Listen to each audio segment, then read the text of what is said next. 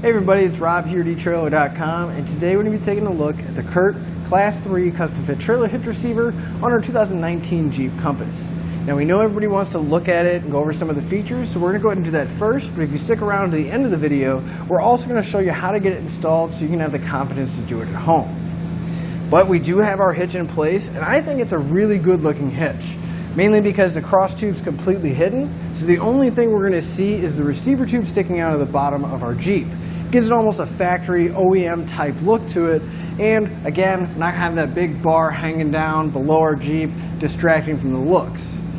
But it is a Class 3, so it is going to give us that 2" by 2" receiver tube openings, so we're going to have a really wide variety of options when it comes to accessories that we can mount up. Obviously, everybody knows you can tow a trailer with a trailer hitch. Put a ball mount in there, hook up, really easy.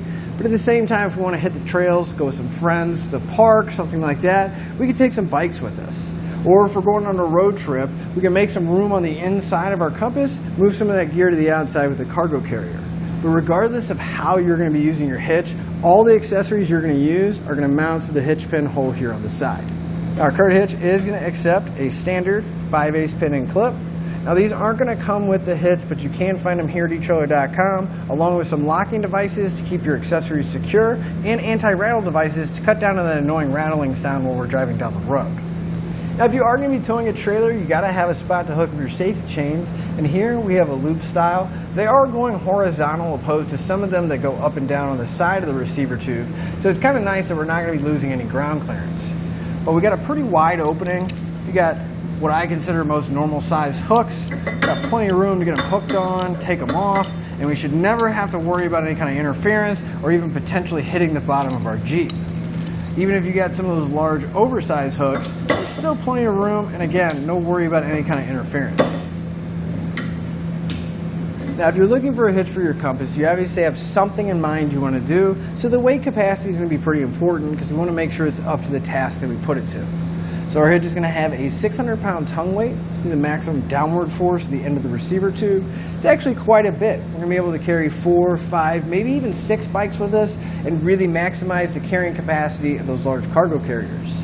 At the same time, our hitch is going to have a 4,000-pound gross trailer weight rating. Now that's how much the hitch can pull, but that does include the trailer weight and the load we have on it. So with those numbers in mind, I do urge you to double check your Compass's owner's manual because those are the ratings for our hitch and we don't want to exceed the manufacturer's rating for our Jeep.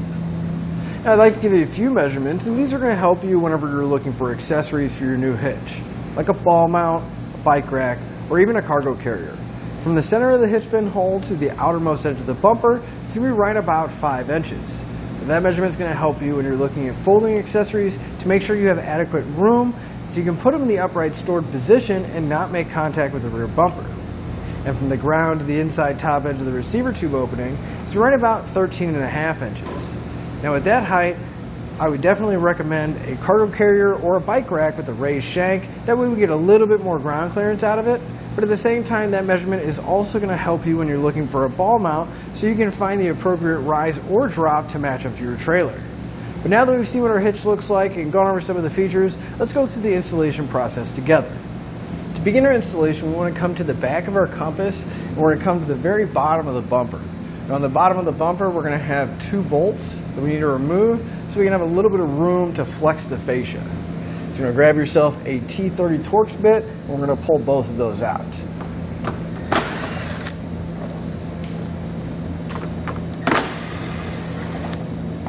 We're going to need to lower our exhaust as well, but before you do, you want to make sure you put some kind of support up.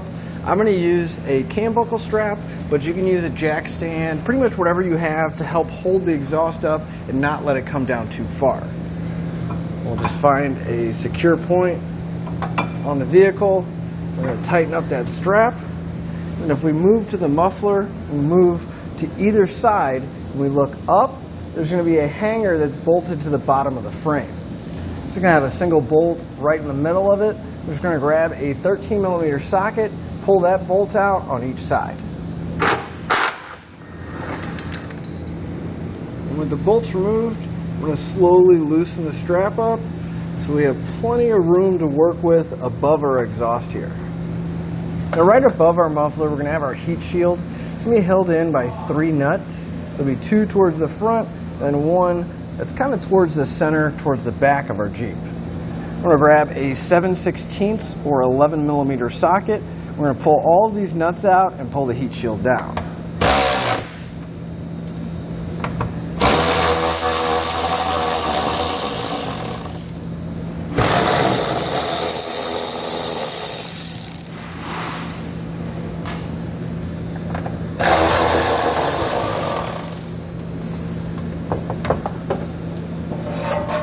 Now that we have our heat shield down, we are going to have to trim it. Now, basically the section we're going to be trimming on each side is right where it starts to taper. We just want to cut these tabs off on each end. Now, you can use just about whatever you have. It's kind of thin metal, but I'm going to use a pair of tin snips. You just want to be careful, take your time, and cut those tabs off of each end.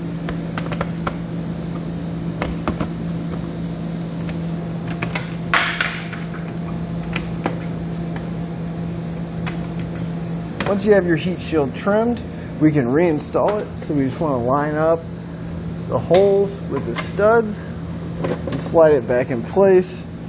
We can reinstall the nuts that were holding it on.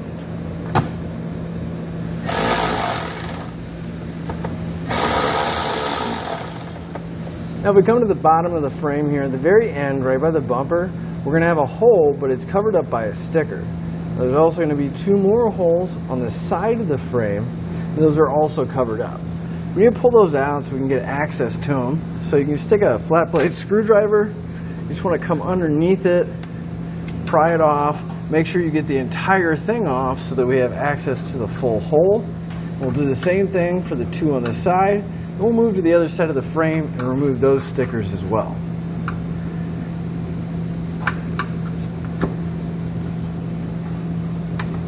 Now on each one of our exhaust hangers, you're going to notice that we got these little tabs on there. These are actually going to interfere with our hitch. So we got a few different options of what we can do. We need to take a pair of pliers and bend them down to where it's nice and flat, or we can actually just cut the tab off because it really doesn't serve a whole lot of purpose because our mounting tab is right here. So long as we keep our mounting tabs, we can put the exhaust back up. We don't need these here. So I'm going to go ahead and cut those off. I'm going to use a rotary tool just to make a quick clean cut. And if you are, I do suggest holding the hanger with a pair of pliers because it is on that rubber isolator. We don't want it moving around, but you also don't want your fingers too close to the blade.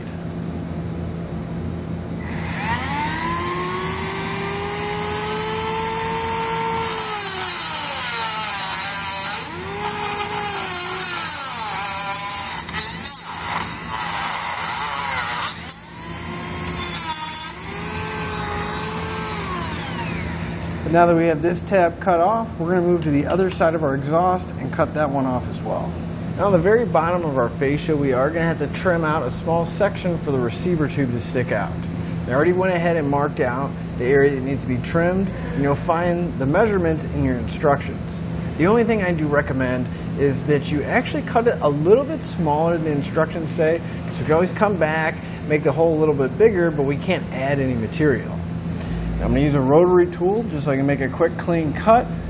And again, we're just going to cut probably right on the inside of these lines so we can go ahead and come back and take more away if we need to.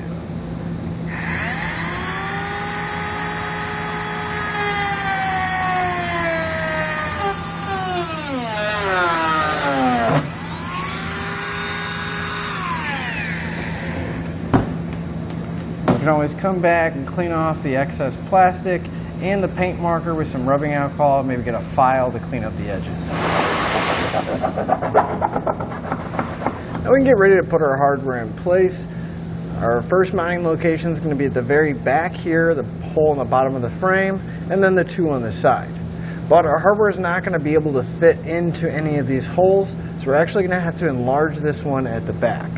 Now you can use a file, a drill, just about whatever you have. You just want to make sure that the hole's large enough that you can fit the carriage bolt and the spacer block through. So however you're enlarging it, you do want to periodically stop and check because you only want it big enough to get the hardware in there.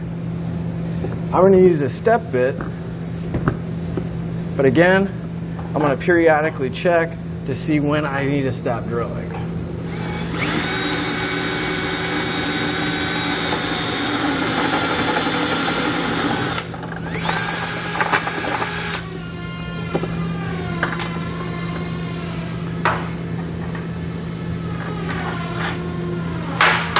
that we have this one enlarged, we're going to move to the other side of the frame and enlarge the other one as well. Now, it's never a good idea to leave exposed metal on your vehicle, so I'm going to put a little bit of spray paint, cover up the area we drilled, hopefully preventing any kind of rust or corrosion from building up. So now that we have our access hole drilled, we're going to come to the side of the frame. I like to start with the furthest forward hole. We're going to take our pull wire, we're going to go in to the mounting location, and we're going to feed our wire towards the back, towards the access hole. Now, if you're lucky, you should be able to either see it or reach right in the hole and grab the coiled end. And I always like to kind of bend the end of it so that it won't fall back in. Then we're going to take one of our square hole spacer blocks, we'll slide it over the coiled end, push it into the frame. Then we're going to take a carriage bolt, thread it onto the end of the wire, and push that into the frame as well. We're going to take our pull wire, gonna have to jiggle it a little bit, work it out, but we want the bolt to come all the way through the block and out the hole. Now we're going to repeat that process for the other mounting location this exact same way, just putting our fish wire in and pulling the bolts through. Now for our final bolt here, we're still going to use our pull wire, the carriage bolt, and block, but it's going to be a little bit different. This time we're going to take the coiled end of our wire, we'll put our square hole spacer block over the end of it first. We'll thread on one of our carriage bolts. Then we're going to put the bolt in first, kind of push it out of the way, followed by the block.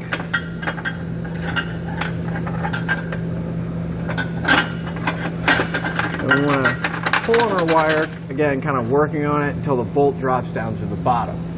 Now you want to leave all the pull wires attached to each one of the bolts, but for the ones on the side, I'm going to push the bolts in just so they're inside the frame, so we actually have room to lift our hitch up and the bolts won't interfere.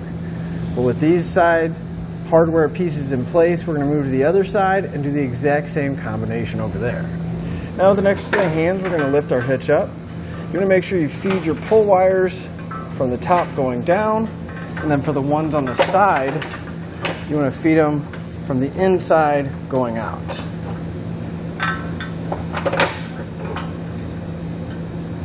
And we'll lift up on our hitch, and you are going to have to kind of pull out on the fascia a bit because the cross tube is actually going to go behind the fascia.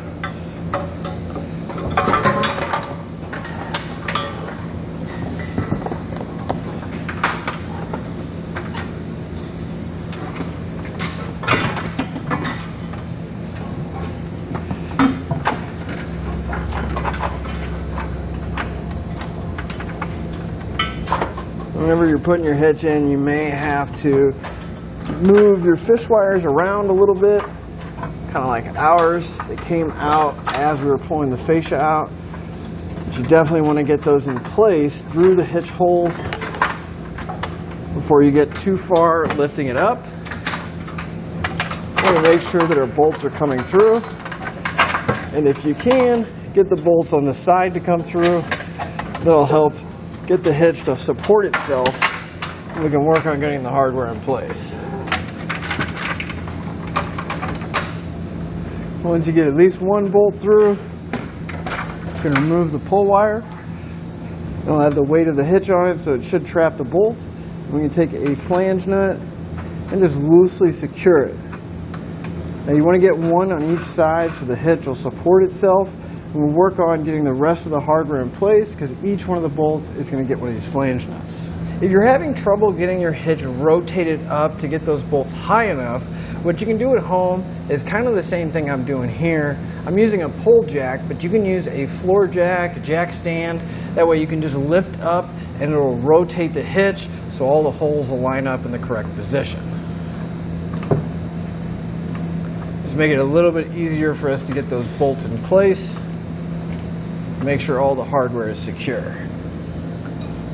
It'll definitely make it easier to get the bolts on the bottom in place. I'm going to come back with a 19mm socket. You can also use a 3/4 inch socket, but I'm going to snug up all the flange nuts.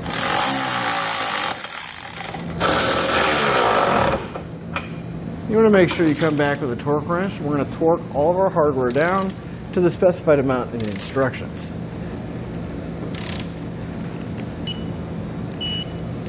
You want to make sure you go back and repeat that for all of your remaining hardware. With our hitch torqued down, we can raise our exhaust back up.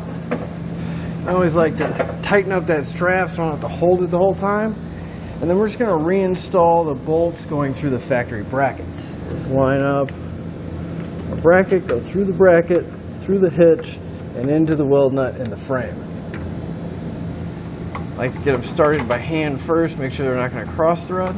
We'll come back and tighten them up the rest of the way. Now the bolts are just long enough since we're adding material with our hitch, so you may need to get the bolts started just a little bit and then again come back with your socket and fully tighten it up.